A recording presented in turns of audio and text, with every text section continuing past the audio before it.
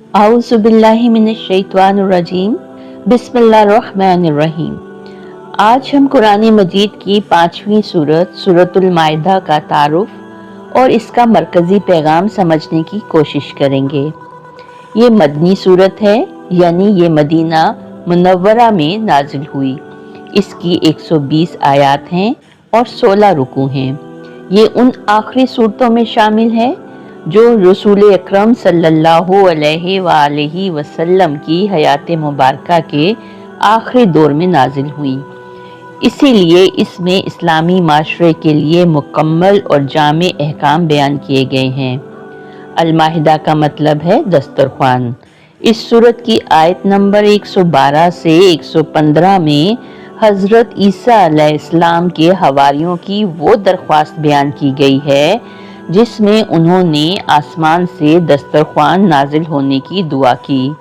اس صورت میں حضرت عیسیٰ علیہ السلام نے اللہ سے یہ دعا کی۔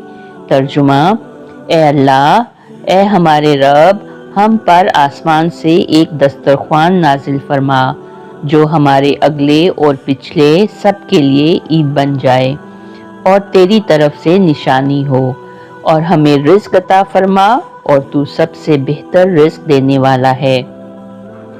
اسی مناسبت سے اس سورت کا نام المائدہ رکھا گیا۔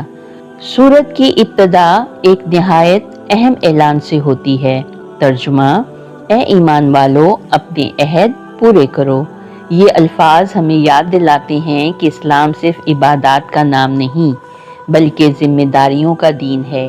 اللہ سے کیا گیا عہد، رسول اللہ صلی اللہ علیہ وآلہ وسلم سے کیا گیا وعدہ اور انسانوں سے کیے گئے معاہدے، سب کی پاسداری ایمان کا حصہ ہے۔ سورۃ المائدہ میں بار بار عدل پر زور دیا گیا ہے۔ اللہ تعالیٰ فرماتے ہیں، ترجمہ: کسی قوم کی دشمنی تمہیں اس بات پر آمادہ نہ کرے کہ تم انصاف چھوڑ دو۔ یہ آیت ہمیں سکھاتی ہے کہ مسلمان کا معیار جذبات نہیں بلکہ انصاف ہوتا ہے، چاہے دشمن ہو یا دوست، فیصلہ ہمیشہ حق پر ہونا چاہیے۔ اس صورت میں کھانے پینے کے مسائل، حلال و حرام کی حدود، شکار کے قوانین اور احرام کی حالت کے احکام تفصیل سے بیان کیے گئے ہیں۔ یہ اس بات کی دلیل ہے کہ اسلام زندگی کے ہر پہلو میں رہنمائی دیتا ہے۔ اسی صورت میں وہ عظیم آیت بھی نازل ہوئی جسے قرآن کی اہم ترین آیات میں شمار کیا جاتا ہے۔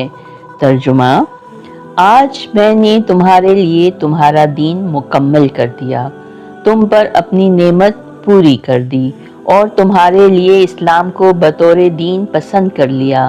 یہ اعلان اس بات کا ثبوت ہے کہ اسلام ایک مکمل ضابطۂ حیات ہے جس میں کسی کمی یا اضافے کی ضرورت نہیں۔ سورت کے آخر میں قیامت کے دن حضرت عیسیٰ علیہ السلام سے ہونے والی گفتگو بیان کی گئی ہے۔